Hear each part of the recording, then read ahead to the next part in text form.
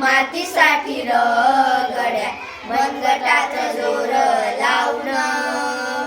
दाटला जरी अंधार एकजोट होऊ आज जीवा देऊ तेज लावून